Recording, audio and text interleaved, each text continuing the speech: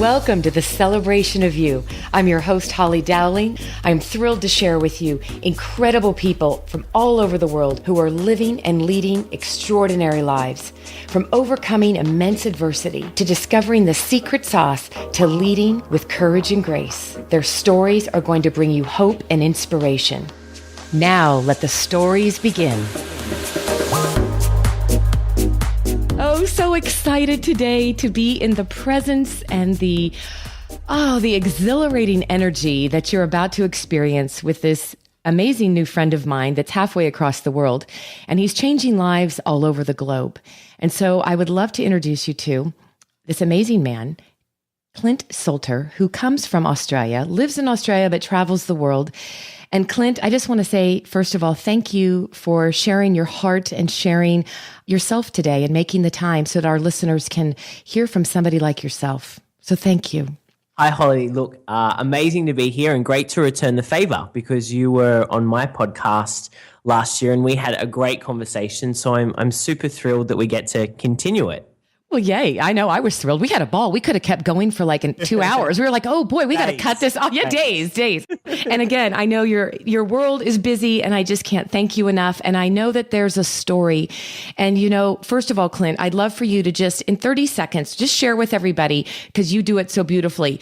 Tell us what you're doing and the passion of what you do. Tell me what you love about what you do. Yeah, sure. So I'm pretty lucky because I get to wake up every day and do exactly what I love. And it's taken a little while to get there, but that's working with dance studio owners. So people that own dance studios all around the world, we get to help them be more profitable in business, but also let them to have a life outside of their business and spend time with their families by putting in, the systems in place in their business that allow them to enjoy every part of their life. So that's what gets me excited every day. We have online programs and an association and a mastermind group, and we work with thousands of studio owners every year to help do that for them. So in a nutshell, that's what we do. We're in a niche, but it's a niche that I know really well and a niche that I love so much. Oh, I love that. And I know from being on the last show with you and just all the people that came out of the woodwork from around the world, like you've got dance studio owners from all over the world, from every continent. And it's so exciting. Yeah. So, okay. So now what I want to know, because I don't know the story behind the story. So I'm excited to know, first and foremost, where did this passion come from? And tell us about when this whole incubation of I'm going to do this someday. I want to know about where this came from. Yeah, sure. Look, I think it happened when I was 9 years old. I come from a musical family. So my mum's one of six, but I'm an only child. And she was a single mother. My father left when I was about 4. And my mum raised me with the help from my amazing nan as well. She was my second parent. And when I was 9, I decided to go to dance class. I was like that kid in school who didn't do sport, although I'm sure back then my mum would have loved me to be kicking around a football or a soccer ball. But I went into choir and I was singing all the time. And then my friends were like, well, you love choir. Why don't you come to dance group? So I went home at 9 years old and said, Mum, I'm doing dance group. And she was like, you joking. And then, I did it for about a year. And when I was 10, I got to that point where, and I still remember it so vividly that I was being bullied quite a lot at school because dance wasn't as mainstream as it is now. And still males get a hard time for dancing now, but it was a lot harder many years ago when I was at school. And I was really upset one afternoon and I went home to Mum and said, look, you know what, I think, and she was like, what's wrong, Clint? And I was like, look, I'm over it. I'm over being bullied. I'm over it. I'm just going to go and do what all the other boys do, run around with a ball. I was like, look, that looks a lot easier than doing dance. And so she said to me, she's like, Clint, but does it make you happy? And I was like, well, yes. Like I'm the happiest when, I'm singing and when I'm dancing. And she said, you know what? You keep doing it. You keep doing what makes you happy. And it's a lesson that I use today, in every part of my life. I go to bed and I say, what was one thing that you did today that made you happy? I think it's so important. Happiness is so important, and I think we can create it in our own lives. So that was really the start. And that was me kind of going, you know what? I can actually create a life that I want that makes me happy. And obviously at 10 years old, we don't articulate it that way. But that was kind of the start of me then going into dance and entertainment and building a career for myself, within that space. Oh, do you know, I'm sitting here with my eyes closed as I'm listening to you. And do you know your story is so, it's magical and it's profound, because how many people out there, like I'm literally covered in goosebumps, and I'll tell you why. I think so many people listening, Clint, can go back to when they were 9 or 10 years old, maybe 8, 9 or 10. And I think I shared this with you when we talked before, but I always say there's like butterflies on our shoulders, right? Those little things that excite us and get us, those passions, and they're there when we're little. And yet you are so blessed that you had a mom that said, no, we're going to embrace this and you're going to go with it and be happy. And I just wonder how many people, grown adults today, are listening to you and thinking to themselves, wow, I gave up on something that I was passionate about because of the world or the bullying. And I know it's sick and sad, but bullying's worse than ever in our world right now. So what advice, you're very blessed that you had a mom that actually encouraged that. If you were a parent today and your child is sitting there in the same boat, help me as a parent. Mine are grown and gone, but what advice do you give to people, or what would you encourage us or maybe a child to be? How could we embrace this? What advice? Yeah, totally. And I talk about this a lot with our dance studio owners because they're talking a lot to parents as well. And one of the things, and I think you said bullying's worse than ever, and social media is such a great thing in our world, I believe, but it also has created a lot of challenges and problems, especially for our younger generation who are now growing up. And they don't go home after school anymore and go and play with their neighbors, on the street, kicking a ball or anything. They're inside on Facebook, on Snapchat now, on Instagram, seeing the highlights reel of everyone else's life and all these celebrities of what their lives apparently are like. And I think that we need to combat against that a little bit. I definitely think we really need to, and I'm not saying that we need to throw our children into the arts because I'm part of it, but I know the effect that the arts can have on anyone's life, whether it's drawing or it's painting or it's dancing or it's singing or it's acting. But I think the creativity muscle that we can stretch, that we can exercise in our children by going to the arts is going to help them to build resilience, social skills that lots of children don't have anymore because they're sitting behind too many screens. It's going to help us provide them with the tools to go on and lead this type of life that I'm talking about, a life that is filled with happiness, passion, creativity. So the first thing I would suggest is, what's going to get them excited? What's going to get them happy? Because I'm scared that our children and the younger ones that are coming up, all they're going to know is technology and screens. And I think that it's so important and it's part of life now. I wouldn't have a business without those things, but we need to nurture the side of us as human beings, which is, building community, which is, again, the creativity side of things. So I would definitely look at, the activities that your child is currently doing. Are they getting out there? Are they mixing with people? Are they going to, parties? Are they playing in the playground? Are they doing those things that I believe kids should be doing to help them build those life skills? Or are they sitting behind a screen? I don't know about the US, but I'm sure it's similar. Relationships Australia did a study a few years ago, and everything that came out of that study was around, people that are sitting, the people that spend the most amount of time on Facebook, that spend the most amount of time on social media are the loneliest people. And I think what's happening is we're seeing that a lot of people are feeling a lot lonelier than what they used to, although we think that we're more connected, but we're not. And I think that would be one of the biggest takeaways is get your children connecting with other people in a live environment and nurture their creativity, because I think that's when they find out what they're passionate about, what they love. You just hit on something that is just so powerful. And I think that it doesn't matter, right, what country you're living in. I mean, and in the goodness for social media, it's given us access, and, we have access to things and information, and knowledge is power, right? We have so much more available at our fingertips. But to your point, there was a study done that I read, and I'm fascinated with data.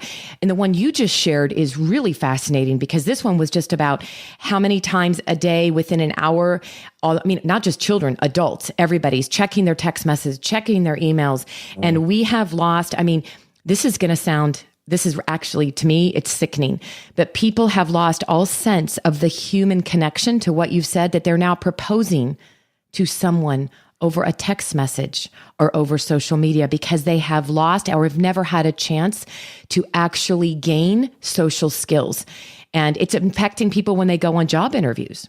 Right? Like, it's like, we don't even have the verbal communication skills. And I take responsibility, right, as a parent of children, to say, oh my gosh, what have we done to our generation that we have not enabled them? And to your point, I'm 100% in agreement with you that I think the more cultured we can give children, like exposure, it doesn't mean they're going to fall in love with a theater, but have you given your children a chance to go experience a live theater production, or experience music or the arts, or take them to a museum, right? You never know what that will do for their mind and their soul. I love their that. soul, and I think that that's so important. We need to look after the souls of ourselves as adults. But, if we're lucky enough to be parents, I think that we need to really look after those little souls of those children, and talk to them and communicate with them and support them in what they love. I was not academic whatsoever at school, and always in my school reports, the teachers would always, say to my mum, don't worry about him in maths. He's going to go on and be a performer, or he'll, run something, or he'll be fine. Don't worry about Clint. And so I was really lucky from that standpoint, as well as I had great teachers that supported, what I was doing in the arts. But yeah, just nurture their little souls, because, like you said, with social media, there's so much stuff in the world now that, is showcasing to our children what life should look like.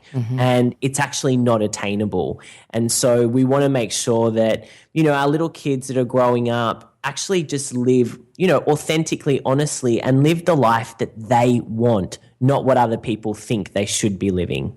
It's like, I think I shared with you the old stop shoulding on yourself and others, right?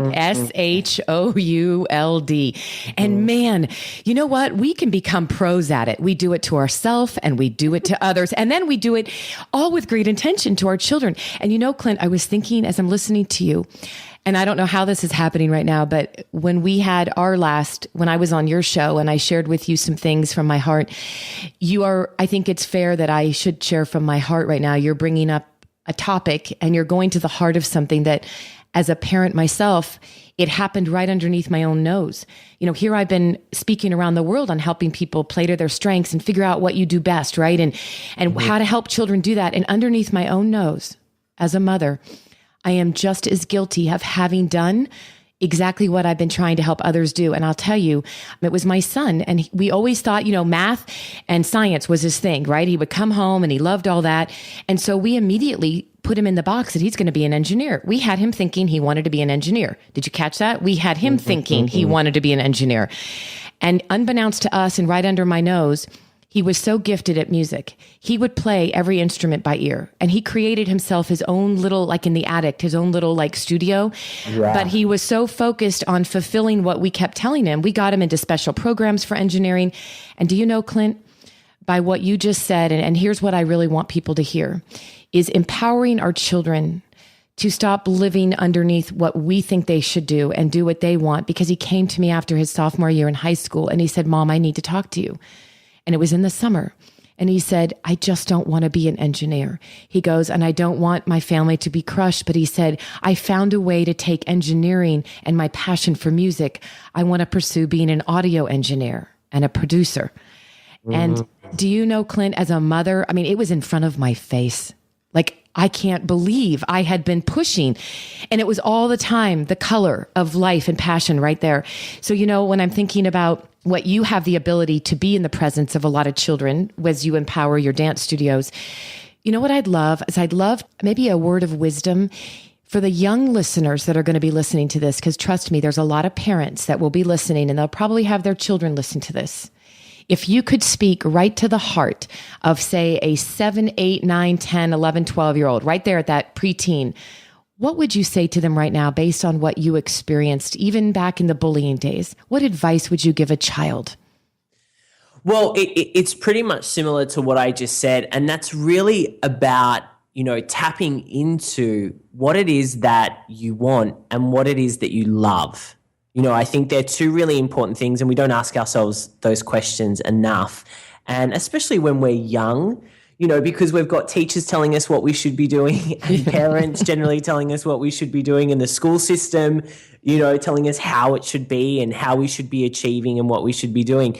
But I think, you know, getting some clarity, no matter what age you're at, is like, what do I really love? Like during my week, what is it that I get really excited about?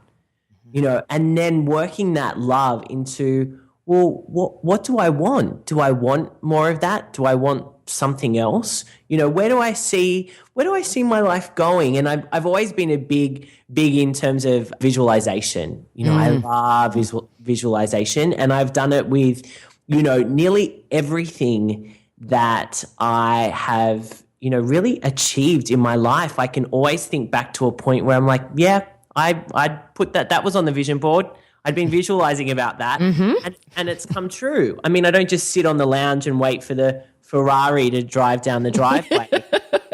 I work really hard as well. And I think that's the other point, is that nothing is easy. You know, getting to a point of happiness, you know, is as easy as waking up and saying today I'm choosing to be happy, although this is going on in my life or with my career. But it takes work. You know, it's taken a whole lot of work to get to where I am, you know, today with my business and in my life as well. And it's continual work. It doesn't ever stop. But I would say just those things, you know, really take note of what it is that you love, what do you want, and then be prepared to work for it. Be really prepared to work for it. You know, and I'm so grateful. I love that you just brought up the visualization, because you and I, okay, so as kindred spirits here, as a child, I didn't realize the power behind it. It's just something that I started to do. I shared with you the story about me dreaming to be a cruise director. Remember that? I love that story. But the truth is, I was watching Love Boat as a little girl in a basement, right? Watching a TV. We didn't probably, and same for you, we didn't understand the brain science. Like there's true data now and the research and all of the stuff in the universe that backs the power of visualization. But as children, it's when those dreams become embedded in your mind and you begin to picture it. And like you said, I didn't just sit around and, suddenly the Ferrari's coming down the driveway. You envisioned, you know, having and creating this opportunity that's global to make a difference in this world. And I think that if our passion is aligned with how we can do something that's of service to bring something and help our world be better, I think it's unstoppable what we can do. But visualization is huge. And so I think it'd be fun to give all of our listeners this challenge, Clint, because it sounds like we both probably have done this since we were children. And I bet you there's adults that, by the way, haven't probably taken the time to do this ever in their life.